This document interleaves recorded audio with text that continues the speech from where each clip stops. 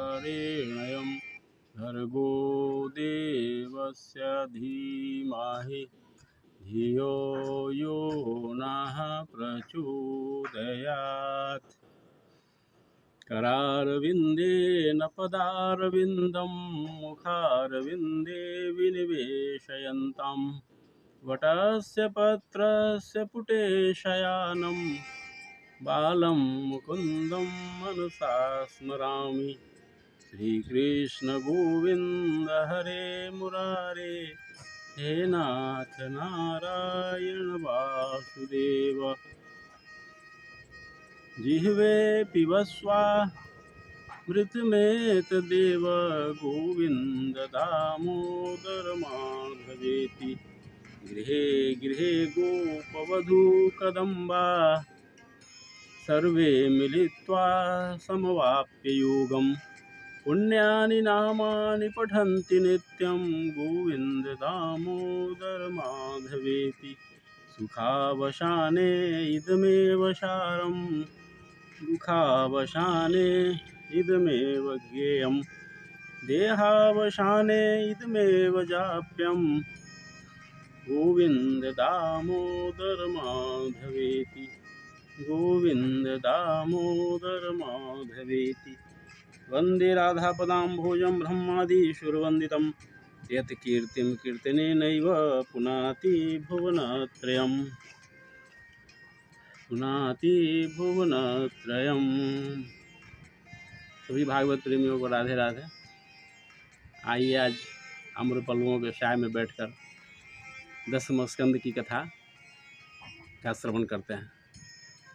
जब परीक्षित जी महाराज ने देखा कि यदुवंश में भगवान श्री कृष्ण का अवतार हुआ है तो वे बड़े हर्षित हुए और उन्होंने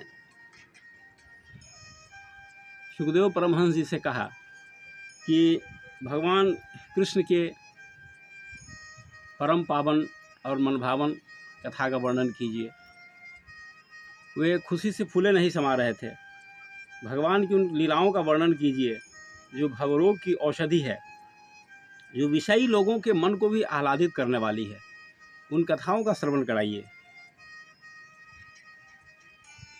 क्योंकि इसके पूर्व उन्होंने कहा था कि यदुवंश में ही भगवान श्री कृष्ण का अवतरण हुआ है।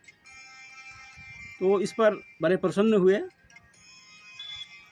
सुखदेव जी महाराज और उन्होंने यह भी कहा कि भगवान कृष्ण के संबंध में प्रश्न पूछने वाला, उत्तर सुनने वाला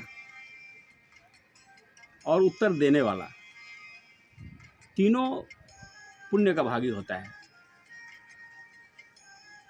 भगवान कृष्ण से संबंधित कोई भी प्रश्न हो तो उसका श्रोता, वक्ता और जो प्रश्नकर्ता, ये सब का कल्याण होता है। और भगवान कृष्ण की लीलाओं में इतनी ताकत है, इतनी शक्ति है कि यह भवरोग की औषधि है और मनुष्य को परम कल्याण के मार्ग पर ले जाती है। ये बड़ी खास बात है। और परीक्षित जी महाराज ने पुनः कहा कि भगवान कृष्ण के चरण कमलों का सहारा लेकर के हमारे पितामह अर्थात तीर्थापुत्र अर्जुन ने कौरवों के महान सेना रूपी समुद्र को लांघ गए। ठीक उसी तरह से लांघ गए जैसे कोई व्यक्ति बछड़े के खुर के समान गड्ढे को आसानी से लांघ जाता है। तो भगवान कृष्ण के चरण कमलों का सहारा लेकर के और इतनी बड़ी सेना पर उन्होंने अपनी विजय स्थापित की, ये उन्हीं की कृपा का परिणाम है। और मैं जब अपनी माँ के गर्भ में था, परीक्षित जी कह रहे हैं कि मैं जब अपनी माँ के गर्भ में था तो ब्रह्मास्त्र का प्रयोग किया गया था मुझे मारने के लिए, और भगवान कृष्ण ने मेरी माँ के गर्भ में जाकर मेरी रक्षा की। आज आप उन्हीं भगवान श्री कृष्ण की लीलाओं का वर्णन कीजिए जो भवरोग की औषधि है, परम पावन है, सबका कल्याण करने वाली है, मन को आह्लादित करने वाली है। यह सुनकर के और बीच में परीक्षा भी लेना था उनका, क्योंकि जब कथा का प्रारंभ हुआ परीक्षित जी का प्रश्न जो था, उसके बाद जब उत्तर देने के लिए सुखदेव जी महाराज वहाँ तुरंत पधार चुके थे और उन्होंने उत्तर दिया। उसके बाद से लगातार कथा चल ही रहा है। पूरे सृष्टि का वर्णन, मनवंतर का वर्णन हुआ। मनवंतर में भगवान ने कौन कौन सी, विभिन्न मनवंतरों में भगवान ने कौन कौन सी लीलाएँ की, सबका वर्णन हुआ। और परीक्षित जी का बिना कुछ खाए पिए लगातार बैठे हुए थे एक आसन पर। तो सुखदेव जी परमहंस ने परीक्षा लेने के ख्याल से उनसे कहा कि परीक्षित, तुम लगातार बैठकर कथा श्रवण कर रहे हो, तुम्हें भूख प्यास तो जरूर लगी होगी, सो थोड़ा सा समय निकालो और जाकर कुछ भूख अगर लग गई हो तो तुम भोजन कर लो, पानी पी लो। तो इस पर परीक्षित जी ने कहा कि परमहंस जी, मैं तो भूख प्यास को बिल्कुल भूल गया हूँ, और भगवान श्री कृष्ण की लीलाओं का श्रवण करने का जो यह अवसर है, इसको मैं एक क्षण भी नहीं खोना चाहता हूँ। मैं लगातार कई दिनों से आपकी कथा सुन रहा हूँ, आपके द्वारा, आपके मुखारविंद से निश्रित भगवान की विभिन्न कथाओं का श्रवण कर रहा हूँ। मेरा मन नहीं भरा है, और अब जो आप वर्णन करने जा रहे हैं उसके लिए मुझे खाने का समय कहाँ है। न मुझे भूख लगी है, न मुझे प्यास लगी है।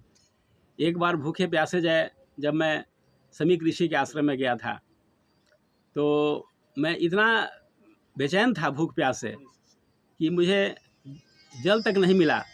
तो मैंने गुस्से में आकर के समीक ऋषि के गले में मरा हुआ सांप लपेट दिया। मैं उतना व्याकुल था, और आज मैं कई दिनों से भूखा हूँ, लेकिन मुझे खाने की कोई इच्छा नहीं है। ये तन्मयता है भगवान की कथा सुनने की, ऐसी तन्मयता होनी चाहिए। तो इन सब बातों को सुनकर के सुखदेव जी महाराज तो परीक्षा ले ही रहे थे, बड़े प्रसन्न हुए। कहो कि चले, उन्होंने कहा कि बहुत अच्छा, और भगवान कृष्ण के लीलाओं को श्रवण करने का अगर सही कोई हकदार है तो तुम हो, इसमें कहीं दो मत नहीं है। और उधर सूत जी महाराज नैमिषारण्य में 88,000 शौनकादिक ऋषियों को भगवान श्री कृष्ण की मनोरम लीलाओं का श्रवण करा रहे हैं।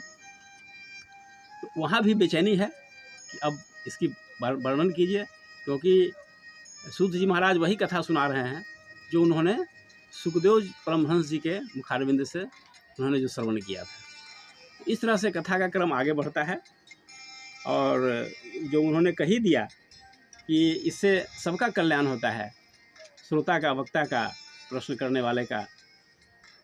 तो ये हम सबको भी ये चीज़ अपने जीवन में उतारना है कि भगवान श्री कृष्ण की लीलाओं को हम जानें, समझें। और हमारा भी यह प्रयास है कि हम जहाँ तक हो सके कई भाषाओं से विषय सामग्री लेकर के आपके सामने परोस रहे हैं, और आप इसे श्रवण करें तो आपका कल्याण होगा। आज इतना ही। ओम शांति शांति शांति, सर्वारिष्ट सुशांति भवतु।